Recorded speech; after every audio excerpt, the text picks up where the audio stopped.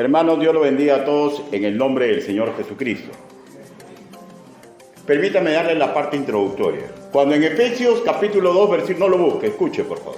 Cuando en Efesios capítulo 2, versículo 20 se escribe, edificado sobre el fundamento de los apóstoles y profetas, siendo la primera piedra del ángulo Jesucristo mismo, es claro que con respecto de los apóstoles, se nos habla del principio educativo que podemos extraer de ellos y del ejemplo de vida que ellos nos dejaron porque fueron los discípulos directos y los primeros imitadores de nuestro Señor y Salvador. Ahora, con respecto de esta serie, estamos aprovechando la característica insuperable que tienen las Escrituras. ¿De qué estoy hablando? De que suelen ser imparciales. Y que nos ayuda al ser imparciales, o sea, no loa a un hombre, sino habla de las cosas correctas que hizo y probablemente las cosas incorrectas, de acuerdo al plan educativo que el Espíritu Santo creo que es el mejor para la humanidad.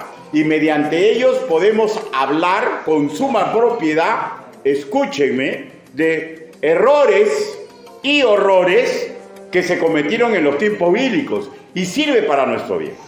Específicamente estamos tocando la vida de los que anduvieron con el Señor Jesús en esta parte de los varones. Y con respecto del apóstol Tomás, hay escritos extrabíblicos que aseguran que él viajó fuera del Imperio Romano y dicen que llegó a Tamikazán, que es una región en la India, en el año 52 después de Cristo. Ahora, la tradición dice que murió martirizado en Madras, en la India. Pero esa es tradición, ¿no? Pero de todas maneras, de este varón de Dios vamos a hablar. Las palabras más célebres de Tomás tienen que ver con la incredulidad y su posterior arrepentimiento. Y hoy, hermanos míos, vamos a revisar solamente las palabras de incredulidad y la labor anexa que hace el Señor Jesús con respecto de los suyos. Ahora, el título de esta predicación es el siguiente: Tomás, ¿por qué eres incrédulo? Tomás, ¿por qué eres incrédulo? Ahora, permítame por favor dirigirlos en una oración congregacional. Inclinen su rostro.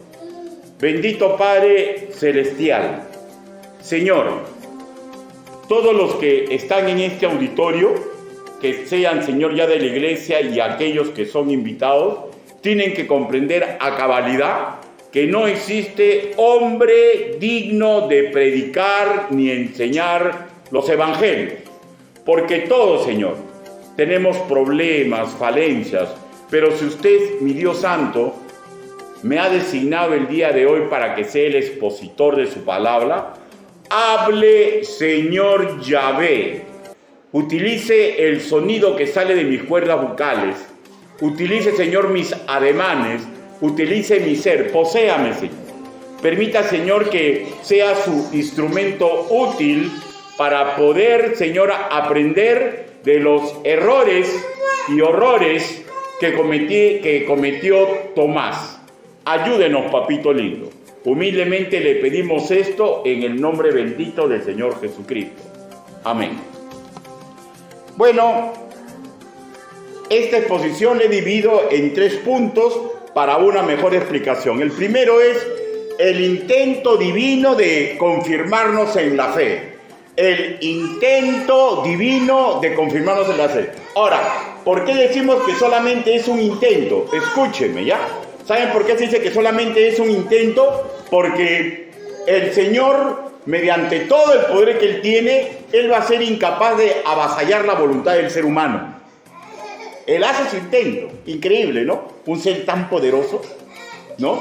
Que solamente haga el intento. ¿Y saben por qué? Porque Él respeta su creación. Y cada uno de nosotros tendrá que tomar su propio camino. Ahora, vayamos a las Escrituras. Juan, capítulo 20, versículos del 19 al 21. Juan, capítulo 20, versículos del 19 al 21.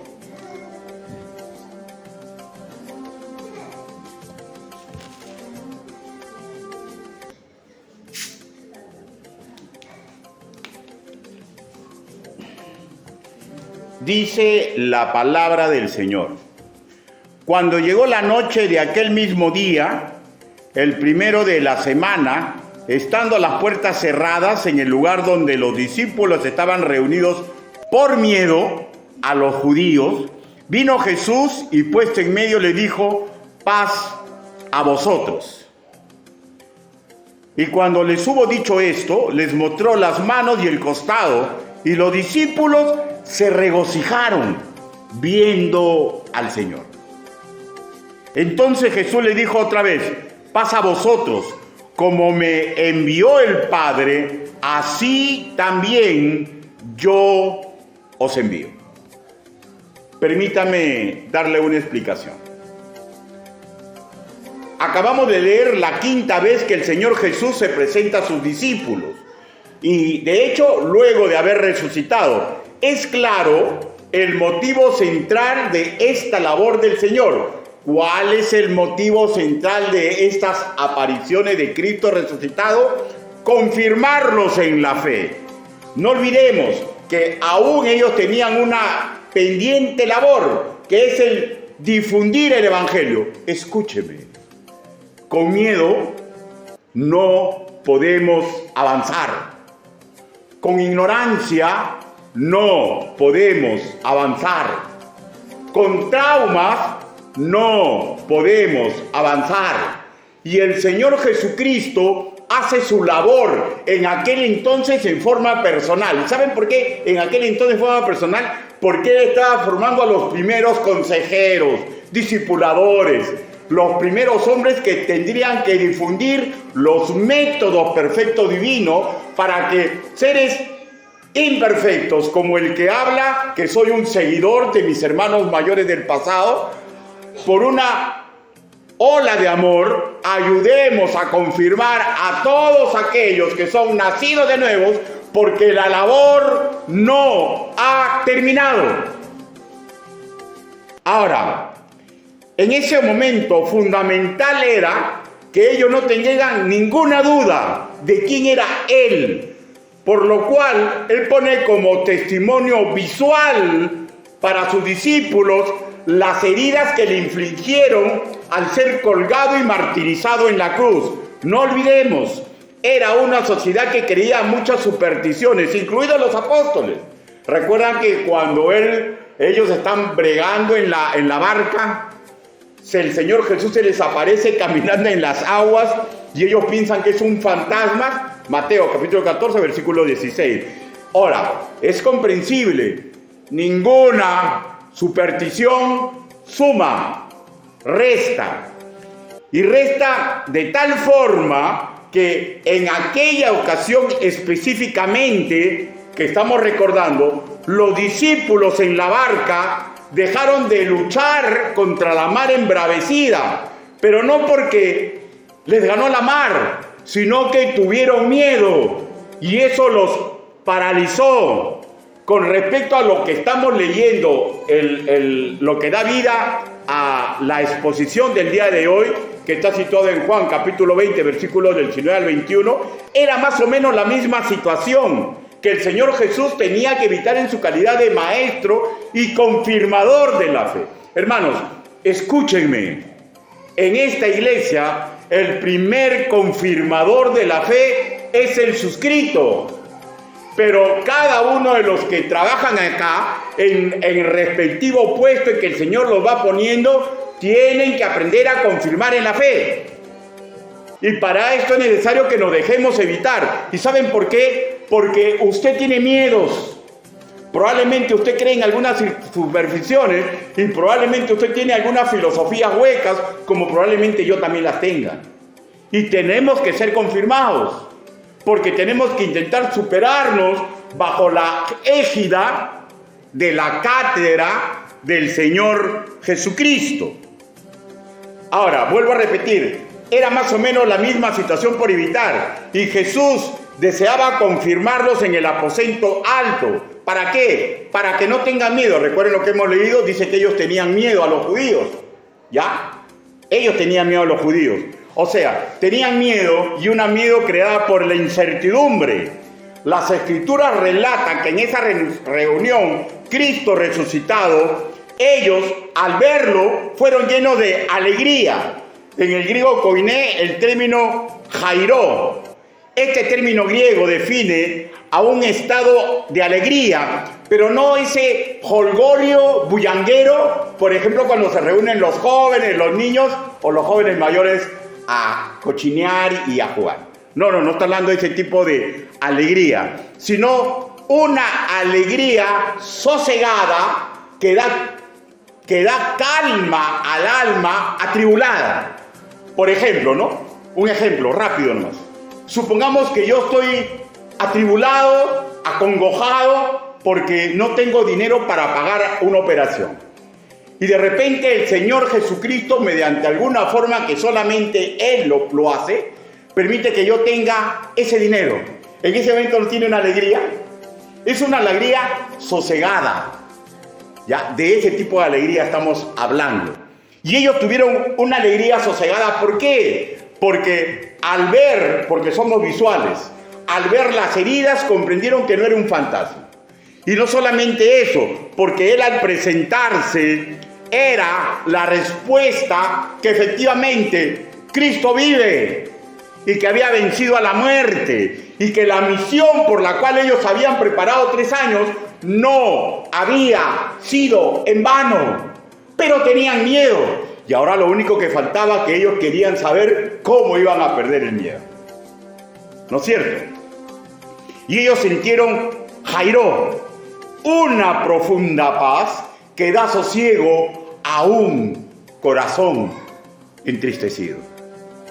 Y espero sea claro, en esta confirmación de la fe está estrechamente relacionado al propósito macro que está en el versículo 21 en su segunda parte. Escúcheme, ahí dice así: como el Padre me envió a mí, así yo los envío a ustedes.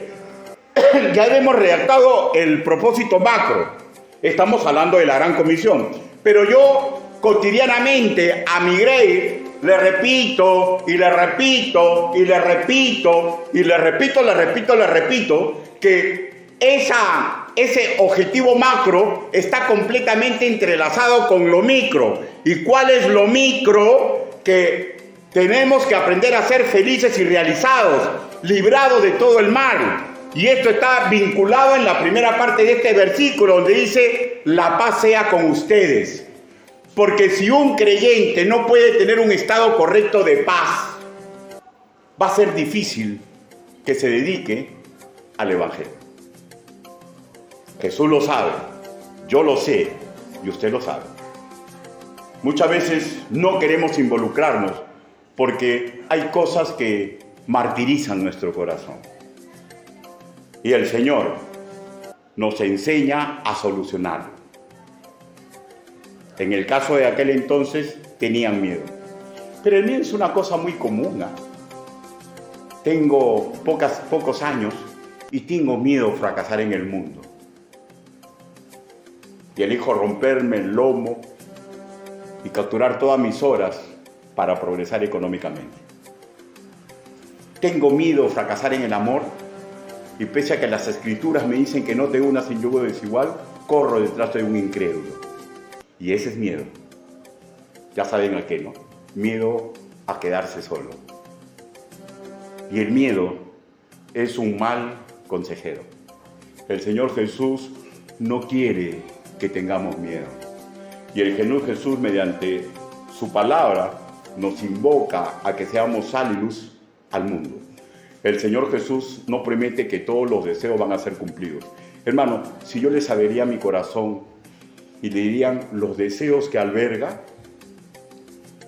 hermano, de repente ustedes dirían: pobre pastor, tantos deseos tiene y tampoco se van cumpliendo.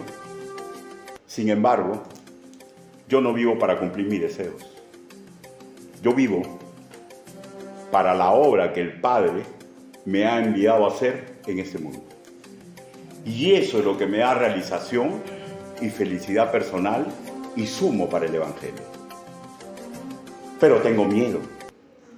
Y los miedos los soluciono cuando Cristo me confronta mediante su bendita palabra. Y si revisamos un poco más atrás, cuando vamos al final del versículo 19, busquémoslo, hermano. En su última parte dice, paz a vosotros.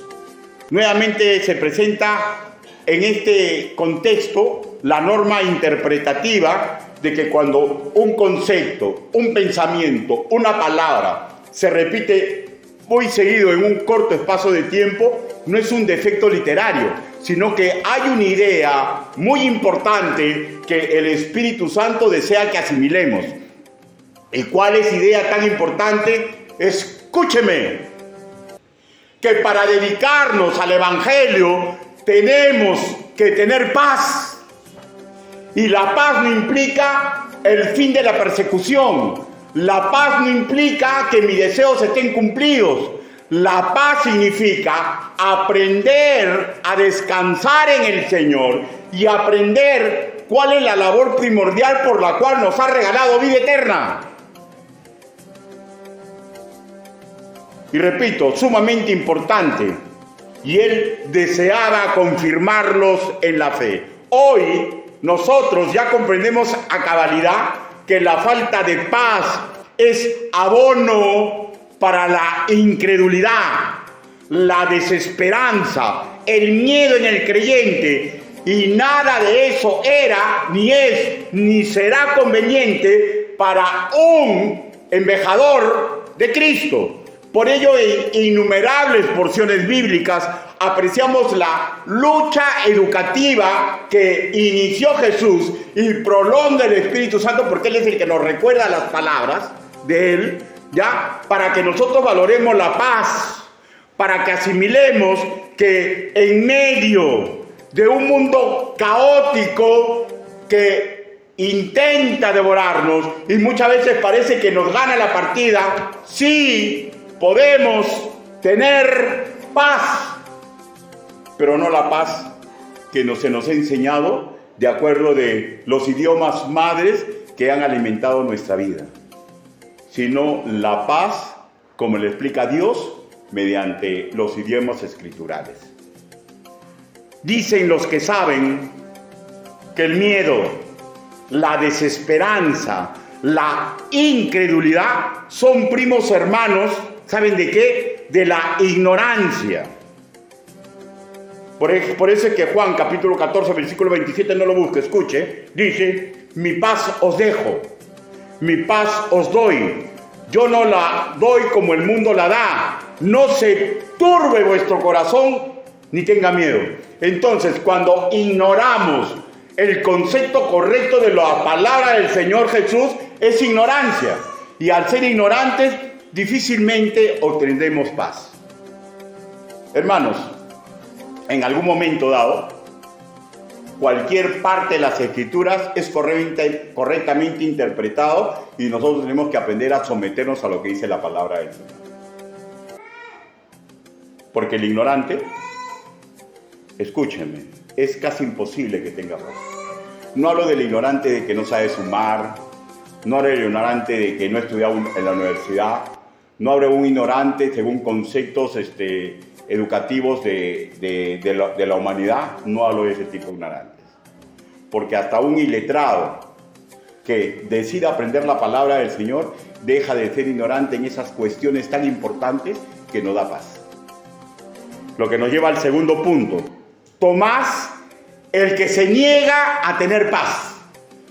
Tomás, el que se niega a tener paz. ¿Y saben qué, hermanos míos? Aquí no podemos retratar nosotros, porque muchas veces la paz está al alcance de nuestra mano, pero nosotros nos negamos a tener esa paz. Juan capítulo 20, versículos del 24 al 25. Dice la palabra del Señor: pero Tomás, uno de los 12, llamado Dídimo, no estaba con ellos cuando Jesús vino. Le dijeron, pues, los otros discípulos, al Señor hemos visto.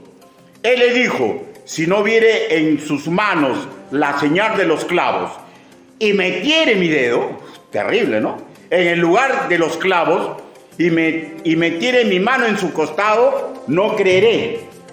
Permítanme dar una explicación. antes de la sexta aparición del Señor Jesucristo resucitado, sus compañeros que acababan de estar con el Señor Jesús, o sea, los otros apóstoles, los 10, ¿no? Porque ya Judas no se contaba, ¿no es cierto?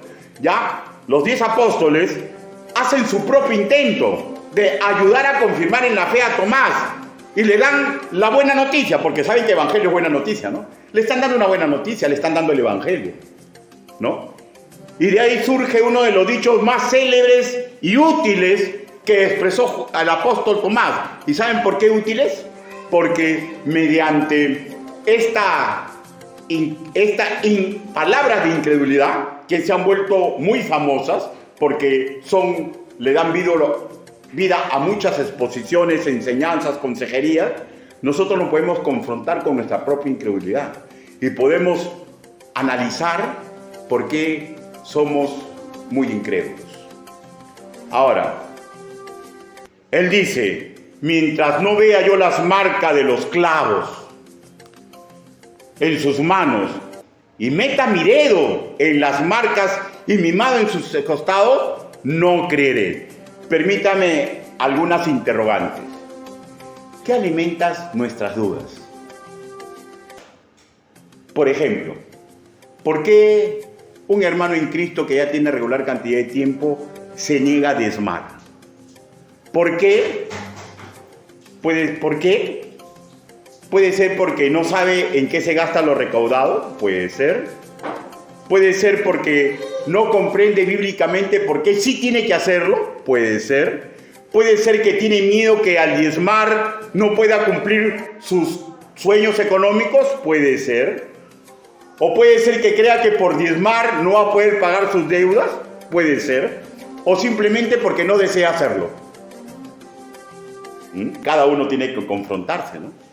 Pero es claro, ¿no? El que no diezma es porque hay algo de incredulidad en él. No cree. Siempre 1 más 1 son 2. Pero estas mismas interrogantes que hemos aplicado para el diezmo, lo podemos aplicar para cualquier situación de la vida. Por ejemplo, podríamos aplicarlo a la asistencia de los cultos dominicales. ¿Por qué no asiste a los cultos dominicales? ¿Por qué? Es que estoy cansado. Es que no comprenden que el Señor Jesús le puede dar más fuerza que las águilas. Algo no comprenden, ¿no? O puede ser, ¿por qué busca pareja idónea donde sabe que no debe buscar un incrédulo? ¿Por qué? Porque es incrédulo, pues. Porque está accionando como un incrédulo. No cree en las promesas del Señor. Y muchas veces en las mujeres y en los hombres tienen miedo a quedarse solos. ¿Cómo habla usted, pastor? Yo lo sé, pues. ¿Y saben por qué lo sé? Porque ese mismo predicado yo lo tuve en mi vida. Todo el mundo tiene un momento en que tiene miedo a quedarse solo. La diferencia en mi persona con ustedes, con muchos de ustedes, es que cuando yo me casé con la esposa que yo le bendigo a Dios, qué mujer me trajo a mi lado, yo era incrédulo. Pero si yo hubiera sido creyente, por más que mi corazón palpitara por mi actual esposa, definitivamente yo creyente y incrédula, yo no hubiera visto la forma, si es posible, de correr y desaparecerme del mapa, pero no casarme con ella. ¿Por qué? Porque la incredulidad generalmente puede salir por la ignorancia o por el miedo. Y pueden ser otros motivos, ¿no? Y pueden ser muchos más motivos. El no creer es sumamente importante. Por eso que Dios quiere que seamos luz y sal para las naciones. Y cuando vivimos en incredulidad, es prácticamente imposible ser sal y ser luz. El no creer que podemos ser felices y realizados en medio de un sinnúmero de problemas hace que dejemos como acción invitada el involucrarnos en el Evangelio. El no creer que podemos tener contentamiento con lo que Dios permite que tengamos hacen que, sin darnos cuenta, comenzamos a loar al Dios Mamón y queramos volvernos ricos y ricos y ricos cuando de repente Dios ha decidido que nunca seamos ricos. ¿Saben que Dios da la riqueza y la pobreza? ¿Saben que el Señor puede haber decidido que yo nunca tenga más de lo que tengo? y me dice, según las escrituras, porque no me habla directamente, ¿no? Ricardo, ¿qué tienes? No tengo casa, Señor. ¿Qué tienes? No tengo trabajo, Señor. ¿Qué no tienes? No tengo una esposa, Señor. ¿Qué más no tienes, Ricardo? Hay muchas cosas que no tienes. No tengo, Señor.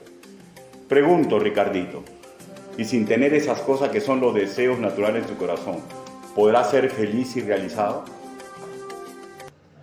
Pero, Señor, sí puede serlo. Intenta ser sal y luz, y mi paz vendrá a tu corazón. Y ahí está el conflicto, ¿no? ¿Le creeré a las palabras que el Señor Jesús dejó impresas? He ahí el conflicto. Hermanos, todo lo que yo he logrado, después de haber sido creyente, es por añadidura. Todo lo que he logrado es por añadidura. Pero la añadidura viene después que nos volvemos hombres y mujeres de fe. En el caso de Tomás, sus compañeros debieron hacer esa pregunta, ¿no? Pero Tomás, hemos estado contigo 3 años. Hemos visto las maravillas que hizo el Señor Jesús. Él anunció que iba a resucitar. Tomás, ¿por qué eres incrédulo? ¿Por qué no nos crees?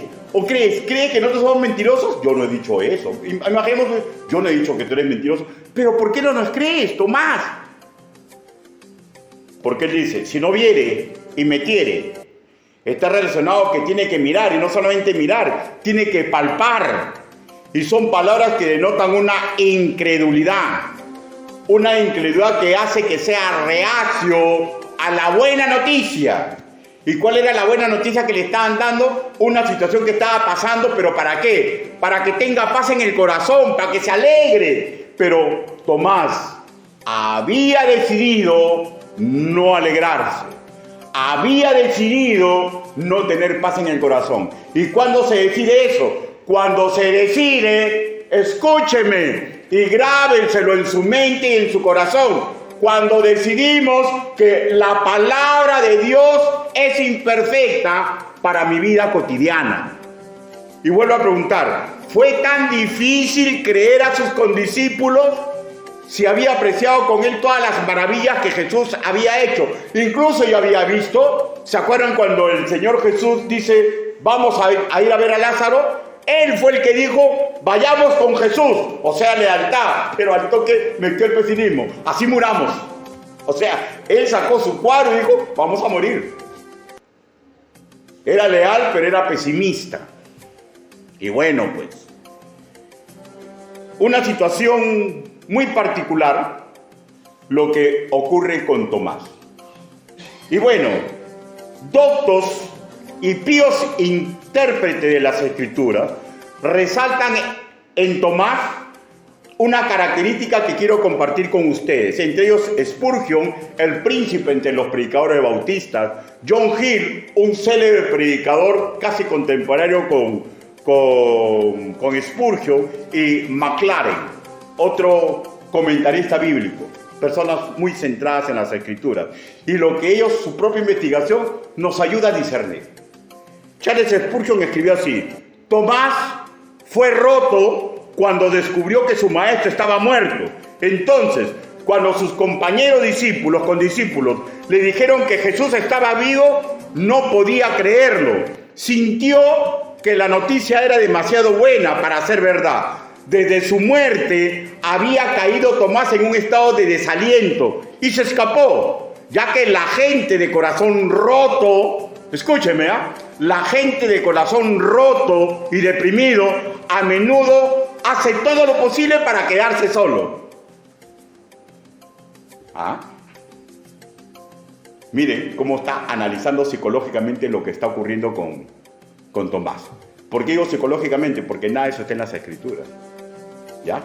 Ahora, John Hill al respecto dice que Tomás no estuvo en la quinta aparición con sus discípulos en el aposento alto, ¿ya? Y él opina de este tema que no estuvo lo siguiente: el abandono a reunirse junto expone a muchas trampas y tentaciones. O sea, él que está diciendo que cuando un creyente decide no estar junto con sus hermanos, lo único que está haciendo es debilitar la barrera que Dios ha hecho para que Él mismo se proteja. ¿Ya? Y eso trae, cuando uno hace esta acción incoherente de alejarse porque tiene problemas o porque tiene desconcierto, trae una magra espiritualidad, conduce a una indiferencia y a una tibieza, problemas en un bajo grado de gracia y un no ejercicio de la gracia y una pérdida de la presencia de Cristo. Ahora, McLaren opina lo siguiente: Tomás hizo la peor cosa que un hombre melancólico puede hacer: irse a un rincón solo a meditar melancólicamente. O sea, traduzco: se murió. ¿Ahora qué voy a hacer? Tomás, ven, vamos a orar. No, si ya se murió, ya no hay esperanza. Y me alejo de todos. Ojo, y por ello, cuando ocurren estas cosas, hermanos míos, cuando exageramos nuestras idiosincrasias, cuando distorsionamos la verdad por lo que nosotros creemos, ¿saben lo que ocurre? Abrazamos la desesperanza, abrazamos la ignorancia, abrazamos la incredulidad. Ojo, y cuando nos alejamos, ¿saben lo que ocurre?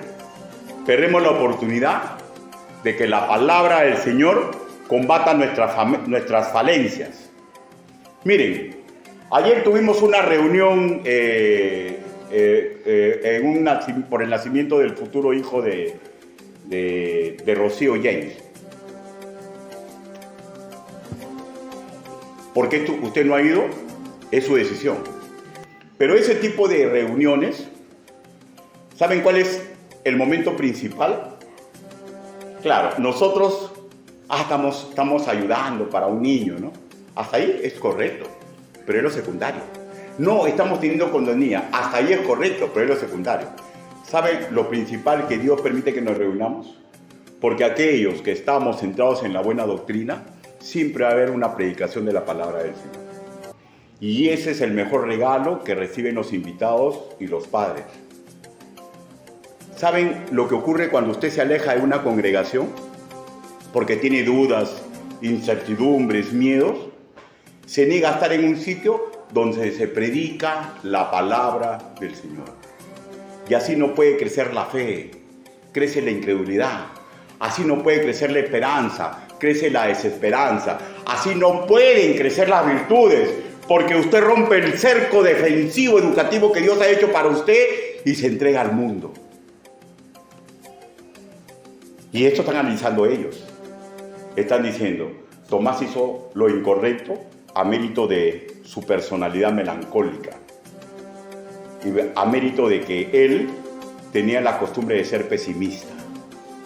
Un análisis muy interesante, ¿no?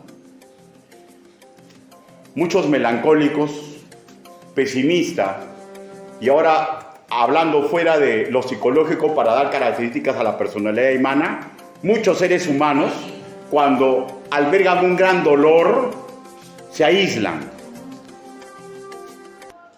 Y la pregunta es, ¿por qué el Espíritu Santo permitió que esta mala acción de Tomás, que lo llevó a hacer el horror de hablar como un incrédulo, esté en las Escrituras? Y yo le voy a dar la respuesta.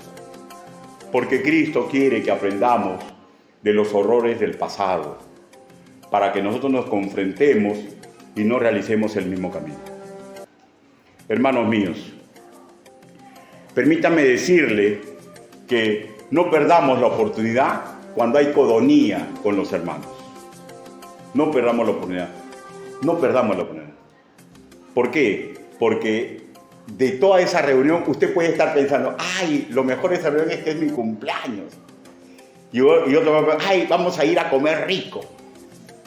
Otros pueden decir, voy a estar ahí y me gusta cómo hacen los juegos por la neta y tal y me voy a divertir. Y todo eso está bueno. Pero ¿saben cuál es la parte principal de cualquier reunión? La predicación de la palabra del Señor. Por la que la fe nace por el oír y por el oír la palabra del Señor. puede hacer que usted tenga un concepto errado, tenga un dolor de su corazón y la prédica de un tartamudo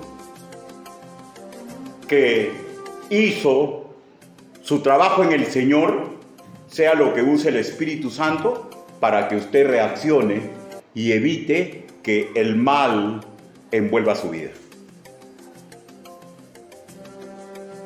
Yo les cuento mi testimonio.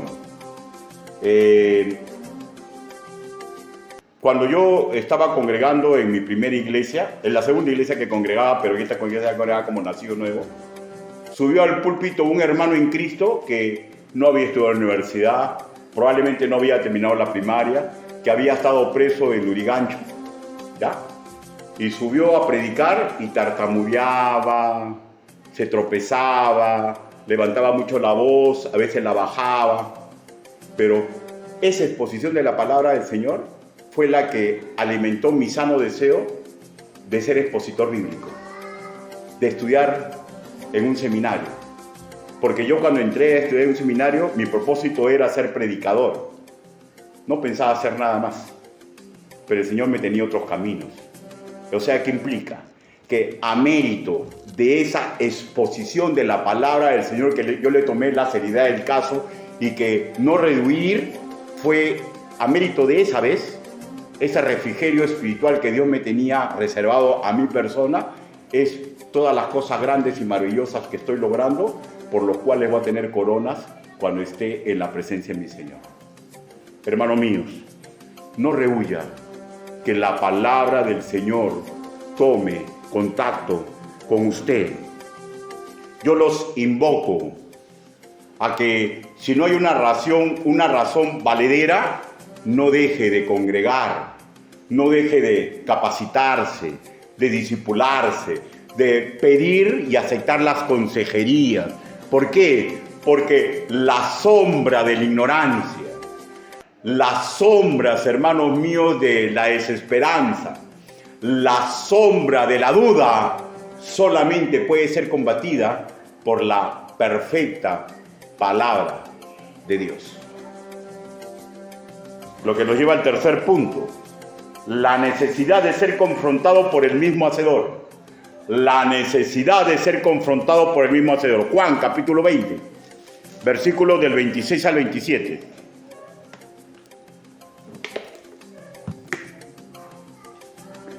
La palabra del Señor dice así: 8 días después, estaban otra vez sus discípulos dentro y con ellos Tomás.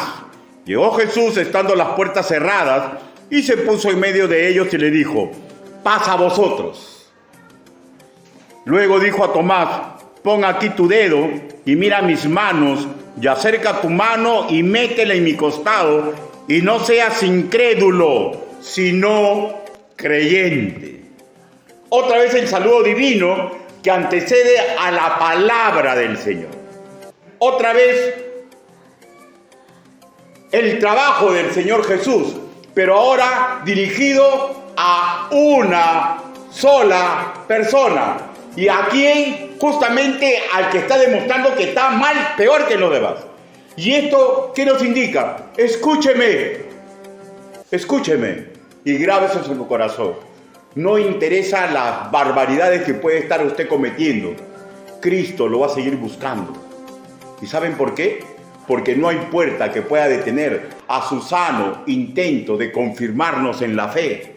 Porque todo hijo de Dios necesita ser confrontado con su mismo Hacedor. Porque así como la creación, nuestros congéneres que son creación de Dios necesitan ser confrontados con Él, con su palabra, con Dakar, para puedan tener oportunidad de tener vida eterna, cada creyente necesita ser confrontado con Dios mismo. Y Él no interesa que las puertas estén cerradas, Él lo va a hacer. Y ahí llegará el momento en que cada uno de nosotros tenga que tomar su propia decisión. El Señor Jesús le dijo: no seas incrédulo, sino hombre de fe. Cuando vemos esta palabra incrédulo que leemos en castellano, es la palabra griega apistos, que define a una persona que activamente está negando la fe de Cristo. O sea, está negando sus enseñanzas, su doctrina, su evangelio. No interesa a quién se lo está entregando, lo está negando. Y cuando un creyente está negando esto, escúcheme, comienza a tener comportamientos indignos para un discípulo. Pero la perspectiva divina es que no le interesa qué tan indigno es usted. Él por igual lo sigue buscando, porque Jesús tiene la costumbre de tocar la puerta del corazón del ser humano. Y eso que le dijo a Tomás debe de retumbar en su mente y en mi mente, en tu corazón y en mi corazón. Y él me dice a mí, no sé cómo le dirá a usted, cuál será su nombre, pero él me dice, Ricardo, no seas incrédulo. Muchas veces sentimos el deseo de negar las enseñanzas de Dios. Muchas veces tenemos la imperiosa necesidad de negar los parámetros que el Señor nos pone. Y es porque algo está pasando en nuestro corazón. Yo pregunto, ¿cómo no le creyó a Pedro? ¿Cómo no creerle a Juan? ¿Cómo no creerle a sus condiscípulos que estaban 3 años con él? ¿Por qué no pudo manejar su personalidad? ¿Y saben por qué? Porque Tomás había decidido no creer. Y punto. El resto son excusas que ponemos. Él había tomado su decisión. Y no interesara a cuántas personas le hablaban, él tenía que tener un contacto con Jesús. Pero Tomás se negaba a tener esa oportunidad, porque se había alejado de los sitios donde predicaba. Y el Señor Jesús lo buscó a él primordialmente porque tenía un trabajo perfecto. Tenía un proyecto de vida con Tomás. ¿Y saben qué? Lo mismo es con cada uno de ustedes. Cristo no va a cejar. Va a estar tocando la puerta en nuestro corazón para ayudarlo en todo aquello que nos hace daño, para ayudarlo en todo aquello que nos causa miedo, para ayudarnos en todo aquello que nos causa ignorancia, porque todo eso nos suma, resta a la exposición del Evangelio y al proyecto micro que Dios tiene. ¿Cuál es el proyecto micro que Dios tiene con usted? Que aprenda a ser feliz y realizado. Hermanos míos, todo dependía de una decisión. Se toman decisiones para apartarse de Dios. Y aunque Dios no esté de acuerdo, lo va a respetar. Y se toma una decisión para regresar al camino correcto. Y cuando tomamos esa decisión, ¿qué tan importante seremos nosotros? Que la palabra del Señor dice que en el cielo hay jolgorio, que hay una fiesta, cuando una de las ovejas regresa a los caminos correctos de Dios. ¿Y saben lo que me he dado cuenta? Y quiero exponerlo aquí, que no necesito yo más amor. Yo necesito ese tipo de amor. Ese tipo de amor, por favor escúchenme, ¿ya? Que no me lo puede dar mi esposa, por más que probablemente ella se intente. Que no me lo pueden dar mis hijos, por más que tengan los mejores hijos del mundo. Que no me lo puede dar mi congregación, así mi congregación me ame y me respete y me estime mucho. Que no me lo puede dar mucho menos el mundo, porque ese tipo de amor solamente me lo puede dar Dios.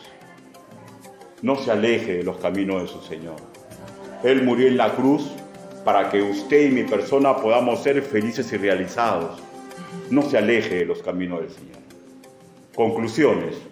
Todos nosotros en algún momento podemos desfallecer a mérito del miedo, de la incertidumbre. Todos nosotros podemos caernos al suelo y hablar con una increíble incredulidad.